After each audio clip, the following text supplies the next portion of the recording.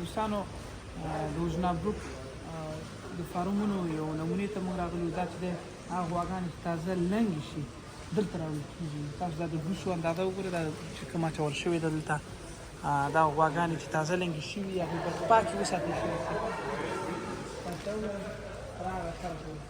دا ټولې تازه لنګې شوې غواګانې دي. دلته خوراکه ده، د وزات ځای پرېښودل شوی دی. دا د ټکټر لاره ده چې پر هغه سره پورې چې ځي هغه مخامخ چې وي هغه وچ واښه دي یا بېده دغه ورته چې ورټولي. د لنګو یا د تازه غواګانو مدیریت چې دا ډېر ضروري دی. ځکه غواګانې په دغه وخت کې د هایپوکلسیمیا سره، د فریوان د نه پرېوتلو سره، د غولانځې د التهاب سره، میکروب سره، بیشیم سره ډېر زیات اخته کېږي. او په دغه ولې لس 2 هفتې چې د دوی لپاره ډېر زیات ضروري دي د خطر چې په مرضونو باندې وانه وړي. او په دغه وخت کې دا ډېر حساس وخت چې غواګانې وروسته نه کېږي. د هغې د خطره دغه شکل باندې د روغو غواګانو نه د دې خوراک هم بېلوي، د دې مدیریت هم بېلوي، د دې صحت ته خاص پام.